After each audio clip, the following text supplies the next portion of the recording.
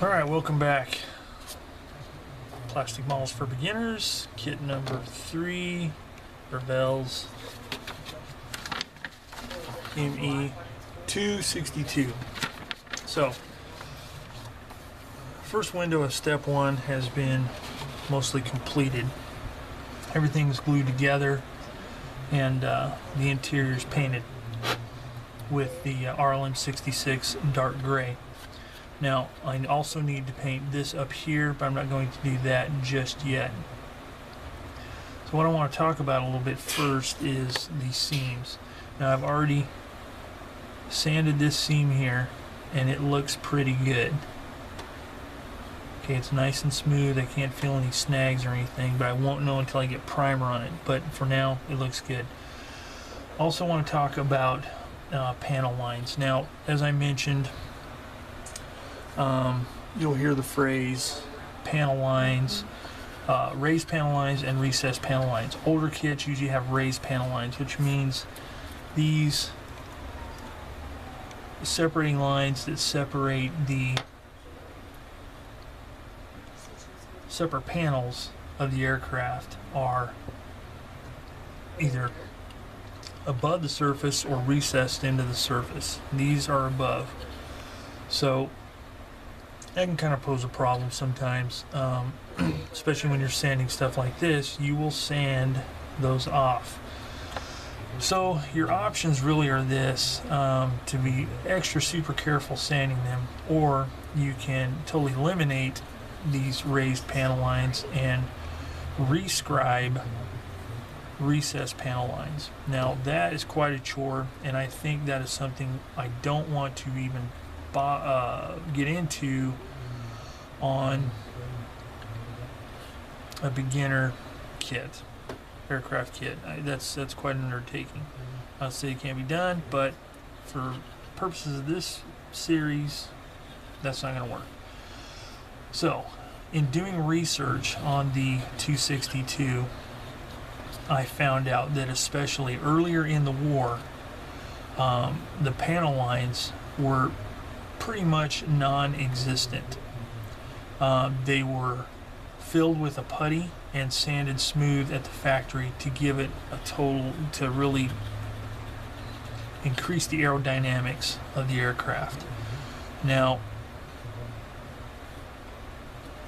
two things. Number one, the aircraft that I have chosen to do, which is Major Walter Novotny's plane, it's an earlier version of the 262, which means a lot more care was taken in the construction and the finish. So what I have chosen to do is I'm going to eliminate all of these raised panel lines and just make it a perfectly smooth, sleek surface. Now the stuff you don't want to remove are like these circular access points here, whatever they are. Obviously not this hatch here. There's rivet detail that either needs to stay or be reduced.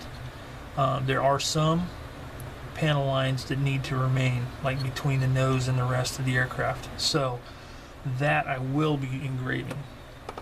But for now, suffice to say, I'm going to be removing these panel lines. So sanding all this down won't be an issue. So I'm not really going to sand all this stuff down just yet. I'm going to do some more of the construction. But like this uneven edge here, I was able to use a rigid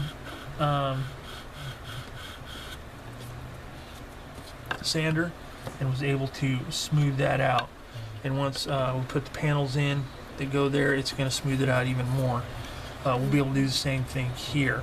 But I'm not going to get into that until those parts of the assembly process. So we can set that aside and move on to the cockpit parts. So what I'm going to do is I'm going to cut these parts off and get them ready for assembly. And then I'll do the painting and assembly. So I'll be back in just a minute and we'll start doing that. Okay, I have the parts of the cockpit cut out. So what I'm going to do first is I'm going to glue on the throttle controls here, which is not a whole lot there, but before yeah.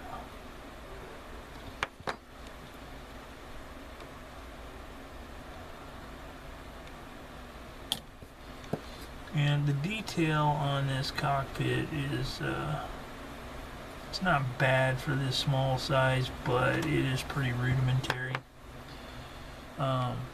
So there's, it's not going to win any awards. But like I said, with this little peewee size opening here, you're not going to be able to see much, especially once the canopy is in place.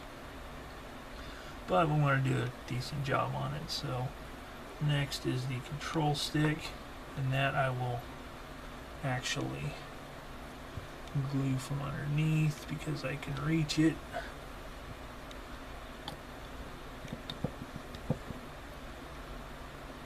Make sure that's lined up properly, and the whole interior of this cockpit is going to be painted in the dark gray, and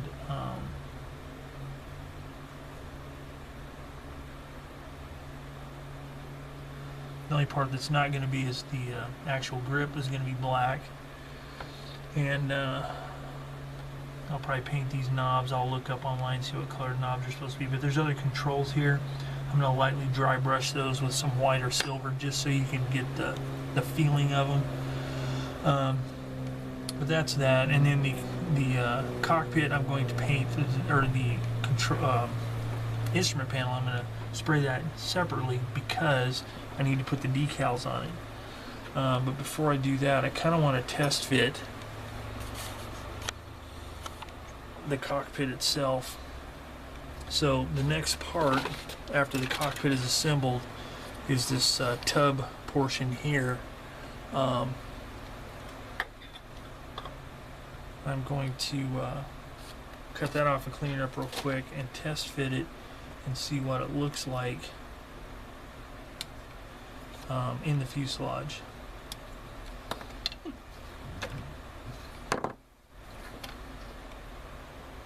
So, according to the instructions, this tab here slides down into that notch right there, so that way you have it going the proper direction. Now that's a pretty snug fit, so I'll be able to check that out pretty well. And then these little ears here and here fit into these notches here and here, so I'm gonna have to clean those out a little bit for adhesive, but I'll do that in a minute. So right now I'm just going to insert this here and see what it looks like. Okay, fits pretty good. And as you can see, you really can't see a lot down inside of there, but we're still going to paint it up, make it look decent. So the one thing I want to do real quick is I'm going to just set this in place here, the instrument panel. It looks like it fits right about there. So I want to make sure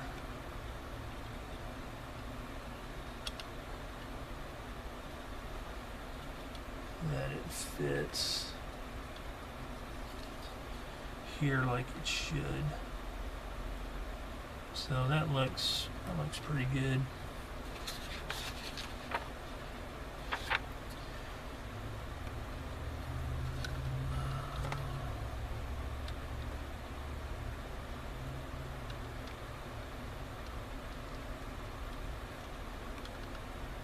Okay, so that looks pretty good.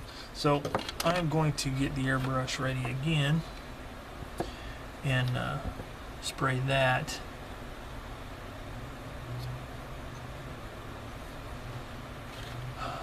Then we can move on.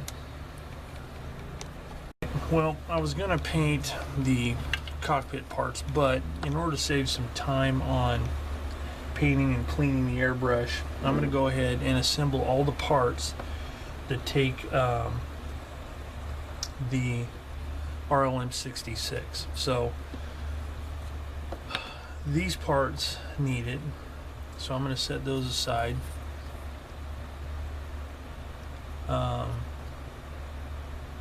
haven't actually glued this in place because there's some detail painting I want to do that'll just be easier done without it being in the tub, but I'm setting it in there for right now. So I've got those. I've got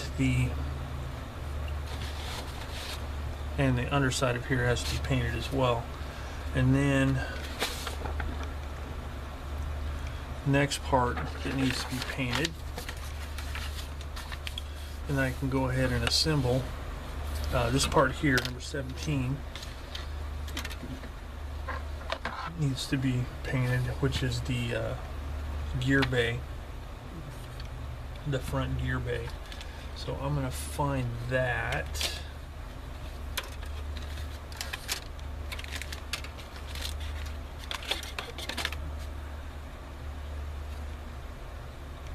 And that one, let's see, cut that one off the sprue. This is another one of those things where following the instructions to the letter may not be the best idea, or could just be helpful in painting. While I have it off of there, I can go ahead and test fit it in there. Looks pretty good, which will also give me an idea what I need to clean up here. So that is ready. Then the next part is I need to assemble all of this. Now actually, I don't really need to paint this because it's going to be closed up. I'm not going to have it open for viewing, so I'm going to skip that part. I'm also not going to paint the inside of that. So those are the only parts I really have to paint.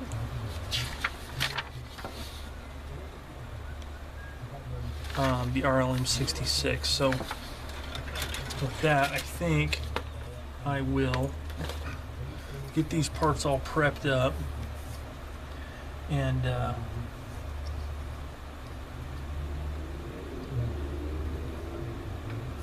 get those ready to paint.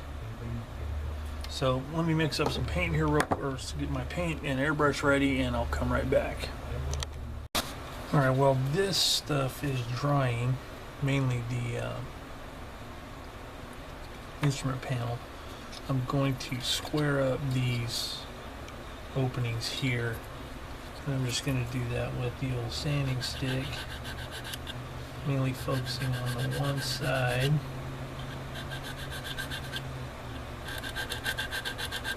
Use the coarse side to get it.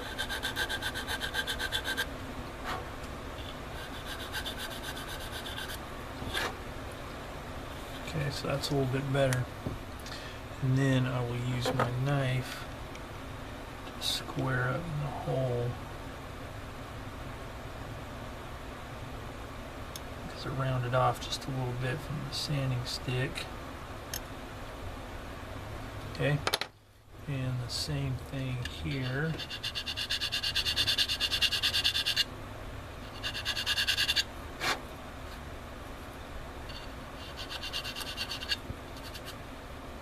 Quite a bit better. And then scrape the paint off of the contact points where this will be glued in.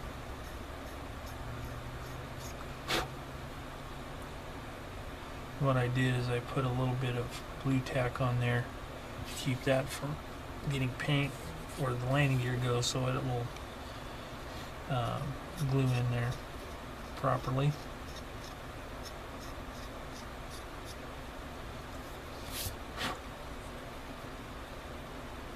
Just make sure this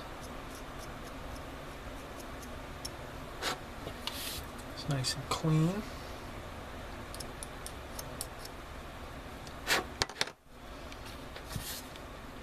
And then do a test fit again, make sure that I'm putting it in the right way.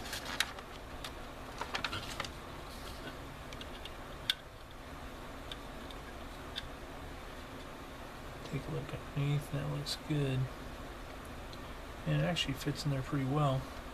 So I'm going to hold it in place and use my to me extra thin and just put it along the sides.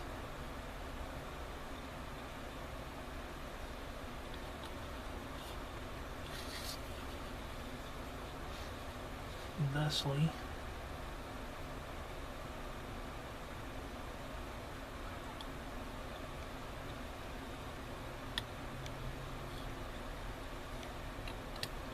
Hold that in place for a minute, and it looks good.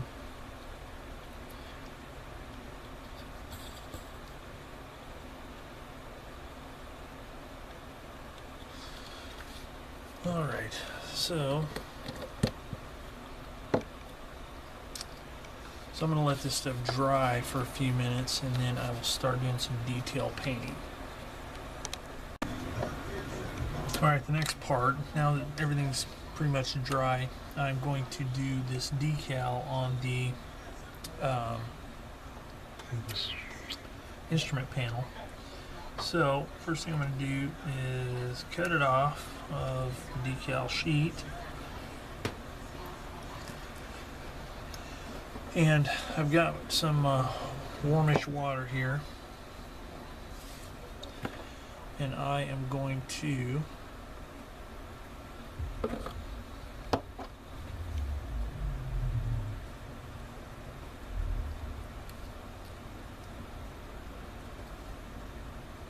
dip that in said warmish water, let it sit for a second, get my usual suspects of decal set and solva set.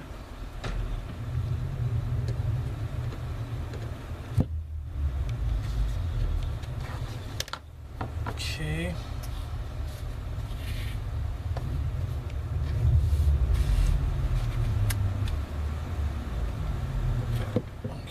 So let this sit for a second, loosen up, hopefully slide free from the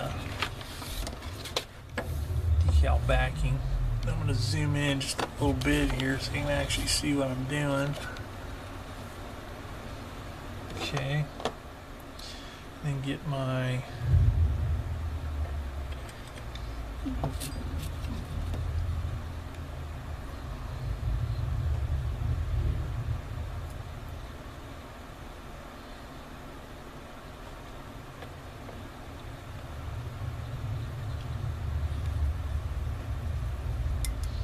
decal brush here.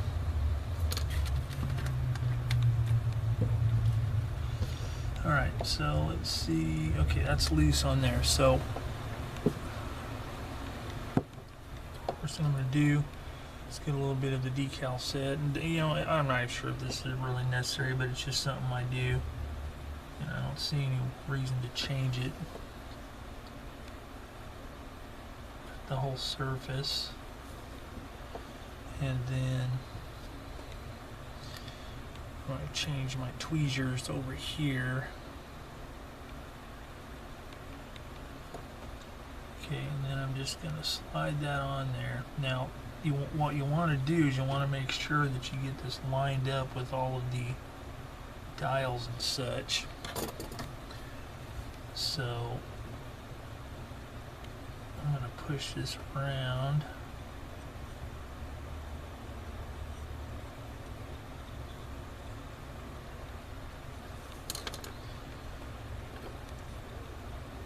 Decals are usually pretty tough, so you can carefully move them around with your tweezers. But try and get them lined up on the dials as best as you can. Now this is where a good decal solvent is really kind of crucial, because you really want these things to settle down in there. So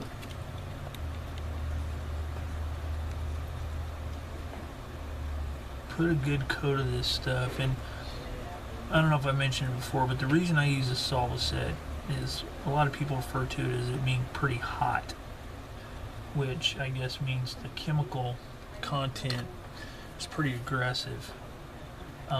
And the reason I use it is it's never let me down yet, and it seems to be a little more potent than most of the solvents out there, and it works good. So that's one I use. So I'm going to set that aside and let that soak in really good.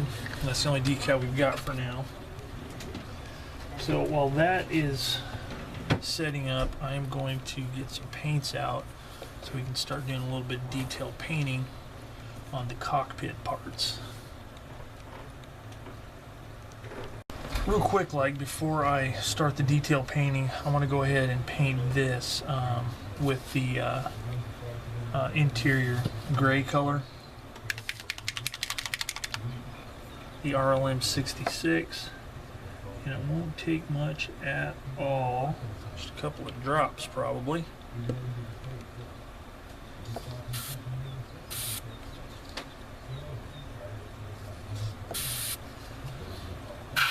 And I've got it taped off. It doesn't really need to be taped off, but I did it just because I want to keep the overspray down to a minimum.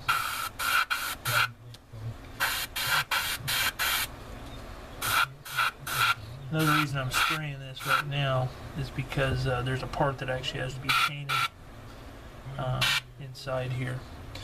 So I've got that sprayed. So I'll start with the detail painting.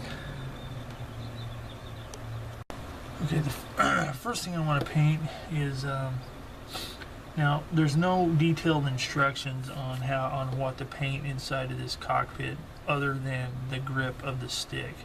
I mean, it doesn't even show, I don't think, painting the seat belts. So that's where you need to do a little bit of research online, kind of take a look and see and make an educated guess. So the first thing I'm going to paint here is the throttle controls here, and those are, according to pictures I've seen online, it looks like the knobs are red. And you know, one thing to make note of is the RLM recommendation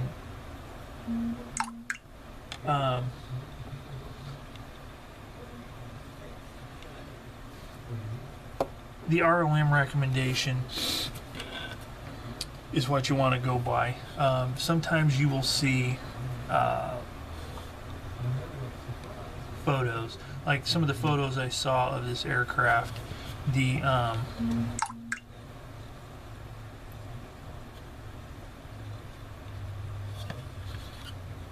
cockpits look like a light gray or off-white, and just keep in mind, I mean, you can copy that, and you know, really you can only go on what you can find, but the consensus is that, you know, the interior was this gray color. The light color, I mean, it could be you know, mistakes in museums painting the wrong colors. They do that frequently. Just because they're museums doesn't mean they're infallible as far as the colors they use, stuff like that. I mean, especially, you know, I mean, armor, camouflage colors, you know, you get a lot of these museums that just make mistakes. So, you know, you just kind of have to go with it and just make an educated guess. So what I'm doing here is I am doing just that. So for example, I did, you know, the knobs red. I did this lever red because that's what I saw in a photograph. The back of the seat, even though this looks a lot different than the photos you'll see, it looked like it was a leather color. So that is what I'm going to use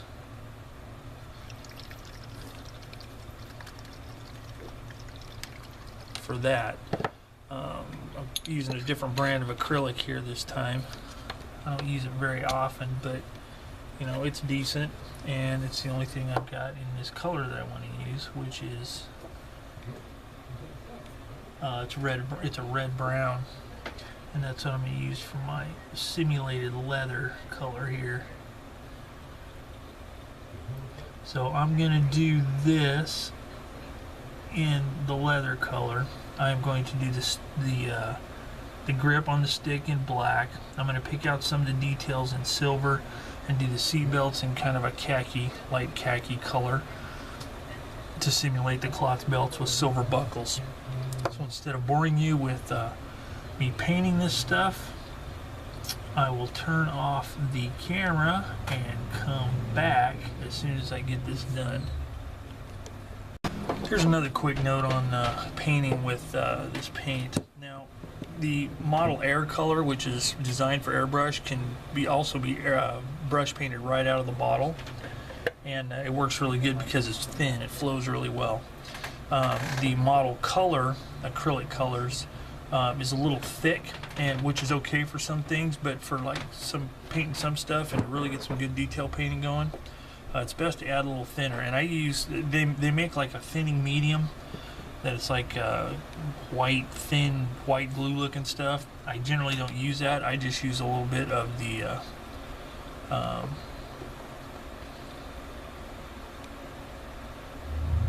airbrush thinner. And I generally, for just the little bit I'm doing here, I'll just I'll just soak the tip of my brush in the thinner and mix it in really good, and that usually gives me a pretty good consistency for brush painting, because it can be, Vallejo paint is really thick.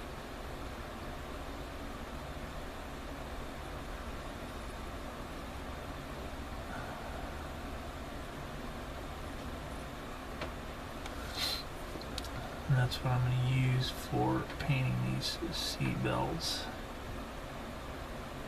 And if it looks kind of thick, that's okay, because this stuff levels out really well. Okay, so I'm going to continue painting those details. Another note on detail painting. Here's a little trick. There's a couple of spots here that are recessed with knobs, and then there's a recessed dial here with a rim around it, little square indentation with a square around it. It's kind of hard to paint inside there without it getting too gloppy. You can use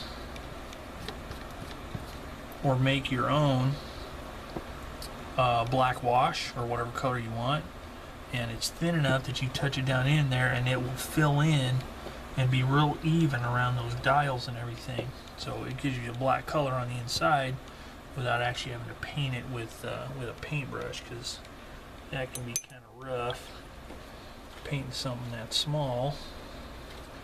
So you just use a wash.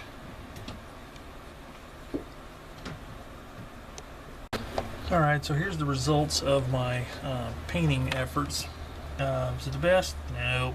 But again, being such a small cockpit and seeing as how once it gets installed and the canopy is on there, you're not going to see a whole lot of it. I mean, you'll still see some, so you know, it needs to look halfway decent. So, you know, it's okay, and it'll work. So I'm going to check my instrument panel here and apply a little bit more of the Solvaset and get it to dissolve more, and then I'll start assembling some of these parts to install into the aircraft. So let me work on this a little bit, and we'll move on to the next assembly parts. Okay. So far, I've got pretty much all this done. Everything's painted up. The instrument panel is still, I'm still getting the decals settled in there.